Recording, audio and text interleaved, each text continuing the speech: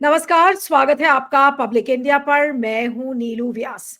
Donald Trump ने एक बार फिर से धमकी दी है और धमकी इस बात की कि अगर मोदी जी रशिया से तेल खरीदना बंद नहीं करेंगे तो फिर भारत के ऊपर और टैरिफ लगाया जाएगा। ऑलरेडी हमारे ऊपर टैरिफ्स लगे हुए हैं। इनफैक्ट भारत के ऊपर पेनल्टी लगी हुई है सिर्फ इस बात को लेकर कि वो रशिया से तेल खरीद रहा है। और अब डोनाल्ड ट्रंप ने एक बार फिर से इस बात को कहा है। रविवार को उनका एक इंटरव्यू, जो कि एयरफोर्स वन में जब वो ट्रैवल कर रहे थे, तो उन्होंने एक इंटरव्यू में इस बात को कहा। आइए देखते हैं डोनाल्ड ट्रंप ने क्या कहा है और फिर उसके बाद हम अपने मेहमान प्रोफेसर मोहसिन रजा खान के साथ इस चर्चा को जारी रखेंगे। मोहसिन, आपका स्वागत है। Thank you so much for joining. और आपसे सवाल करने के पहले मैं चाहती हूँ कि दर्शक भी सुन ले कि आखिर डोनाल्ड ट्रंप ने क्या कहा है।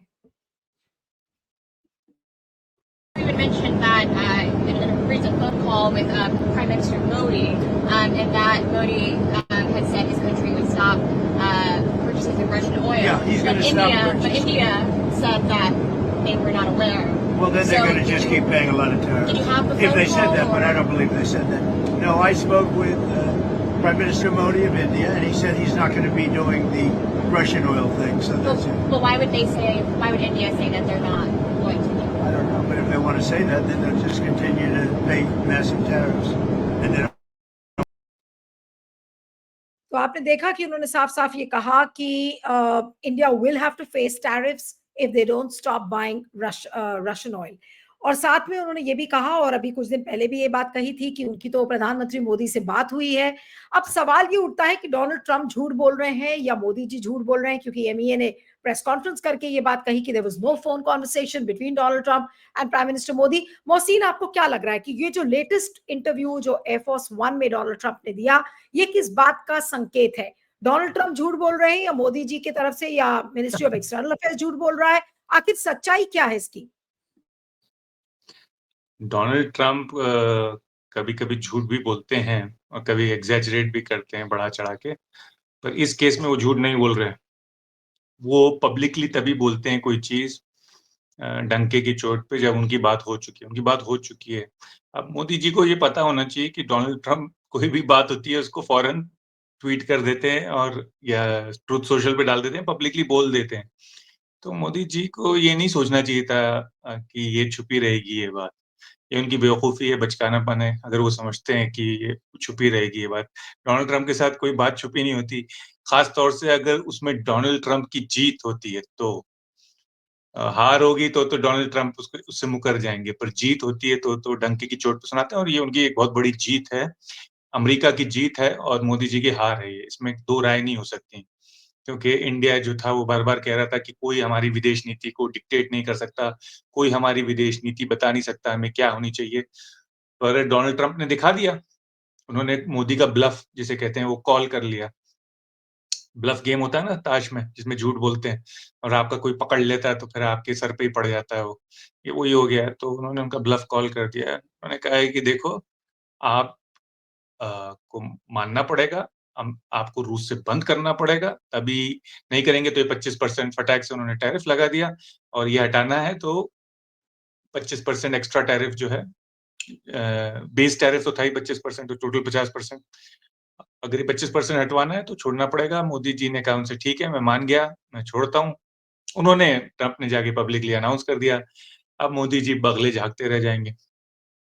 इससे अच्छा होता कि वो ट्रंप को बताने से पहले हम सबको बता देते। अब हर चीज़ ट्रंप के मुँह से पता चलती है, चाहे वो टैरिफ की कमी हो, चाहे वो ऑपरेशन सिंदूर का स्टॉप करना हो, युद्ध विराम हो, हर चीज़ ट्रंप अनाउंस करते हैं।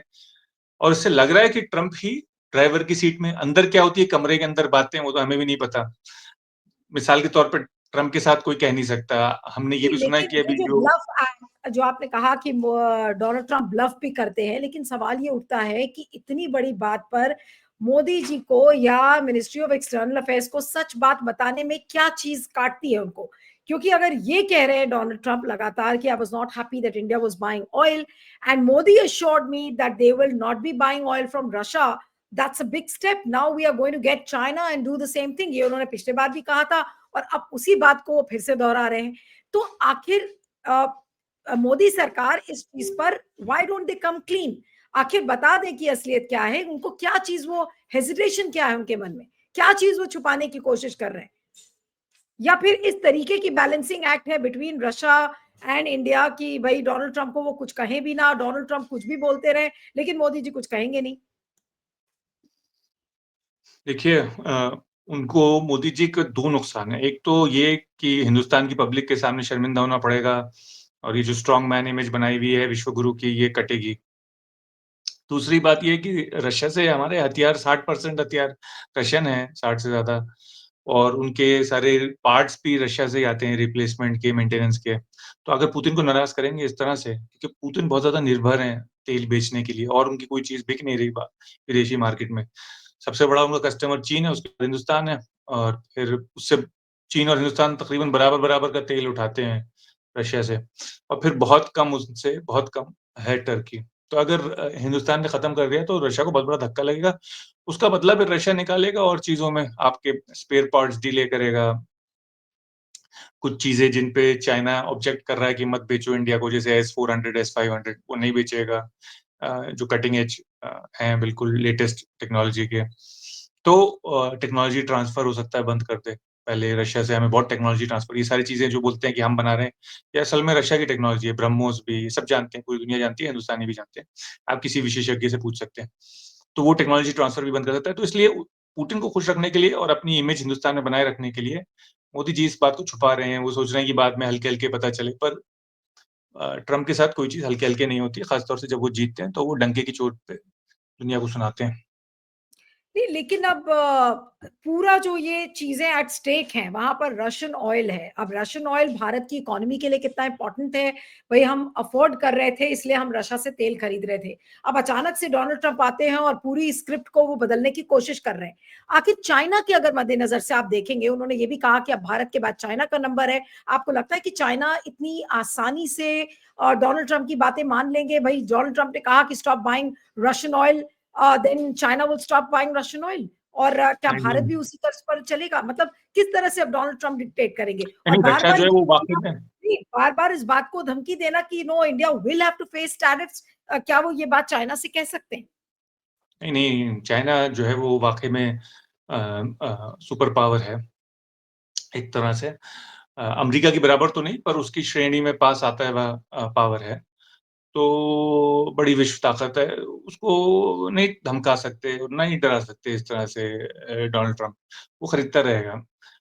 उनको लगता है कि हिंदुस्तान ज़्यादा कमज़ोर है और हम पे निर्भर भी है और यहाँ का जो प्रधानमंत्री है वो हमारे कहने पे बात मान भी लेता है। तो अब यही मोदी जी ब्लफ कर रहे थे, पर वो ब्लफ कि हम बहुत ताकतवर हैं और हम आपकी बात नहीं मानेंगे, हम नहीं, अपने लेकिन मन का आपको नहीं करेंगे। लगता मोहसिन कि अगर प्रधानमंत्री मोदी एक आध बार अगर मुंह खोल के कुछ डायरेक्ट वर्ड्स में अगर डोनाल्ड ट्रंप को कुछ कहेंगे, तो वो संदेश डोनाल्ड ट्रंप के लिए भी अच्छा होगा और हो सकता है कि डोनाल्ड ट्रंप इस तरीके की धमकी देना बंद कर दे?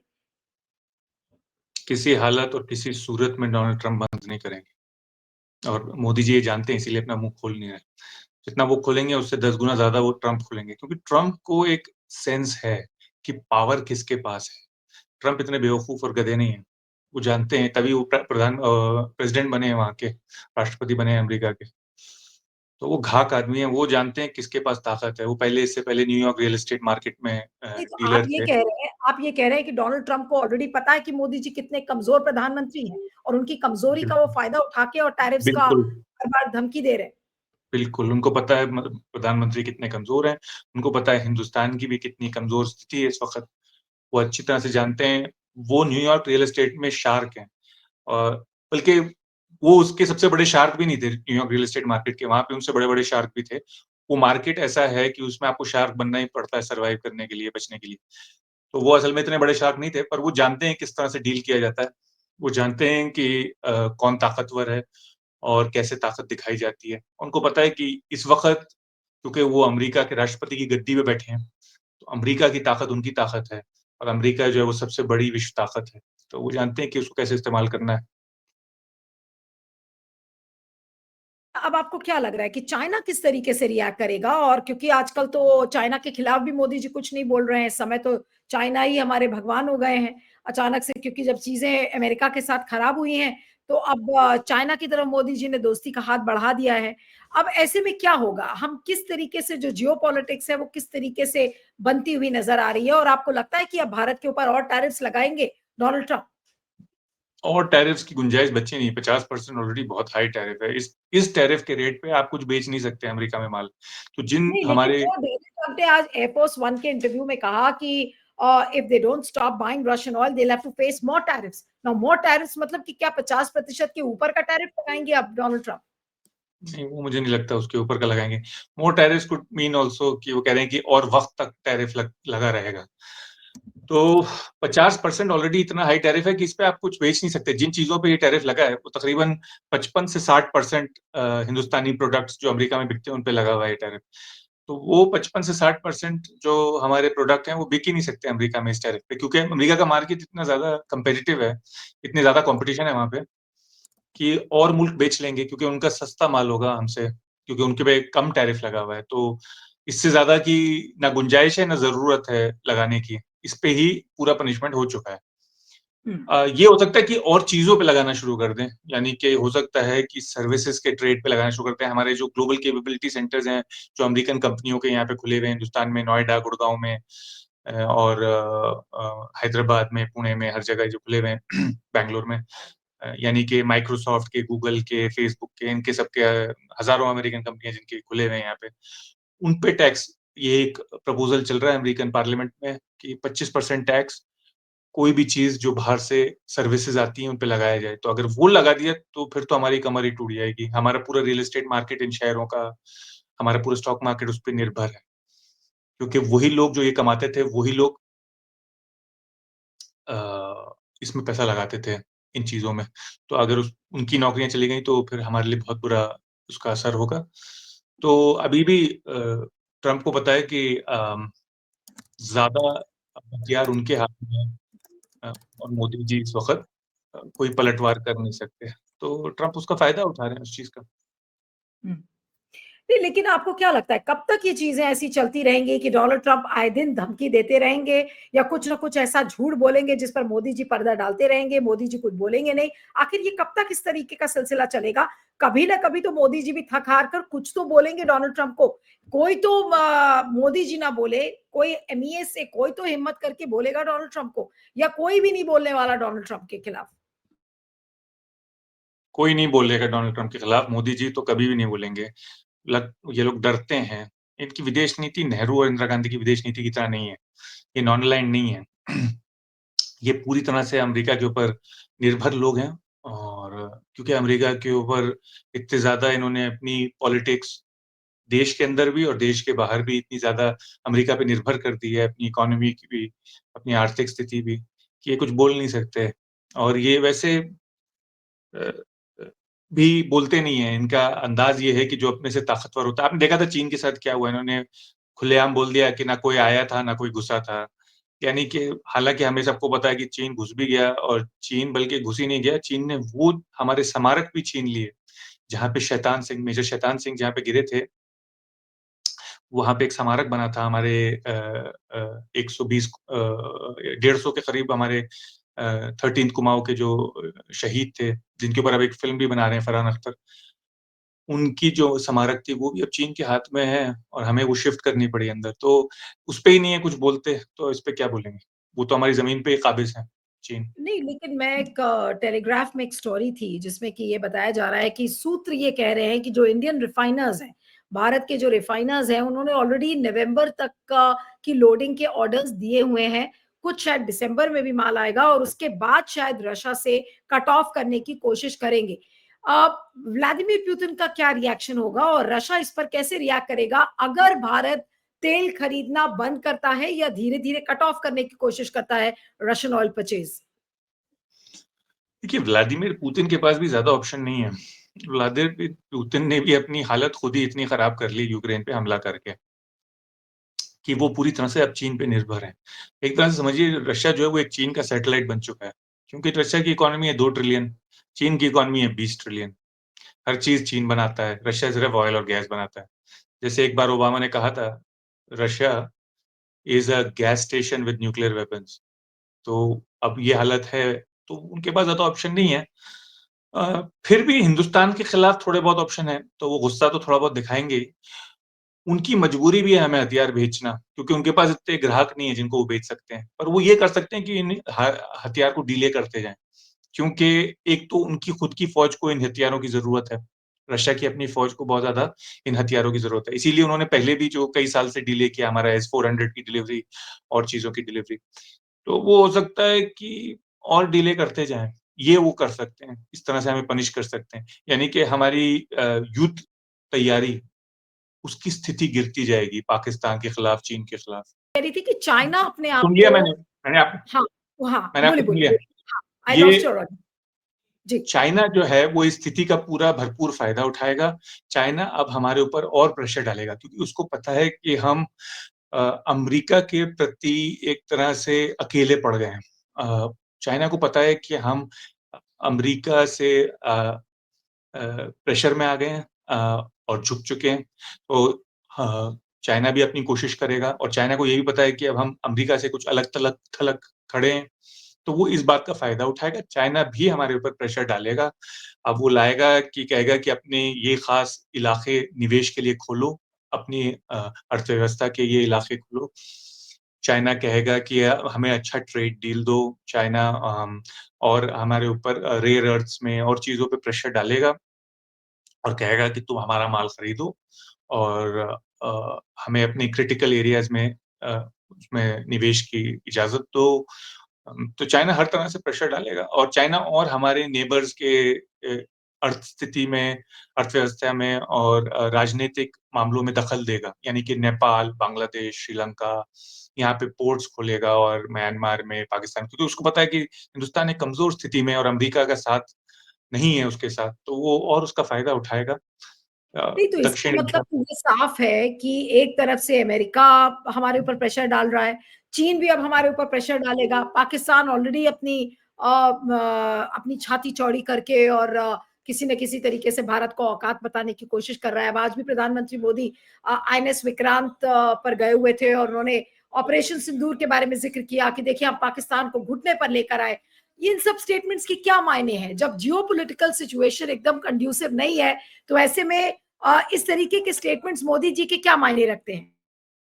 देखिए, मोदी जी तो हमेशा से फॉरेन पॉलिसी को, विदेश नीति को डोमेस्टिक पर्पसेस के लिए अपने देश के अंदरूनी मामलों में इलेक्शन के लिए और चीजों के लिए इस्तेमाल करते रहे हैं। तो वो करते रहेंगे, वो इस्तेमाल करते रहेंगे, पर ऐसा नहीं कि हिंदुस्तान इतना कमजोर है।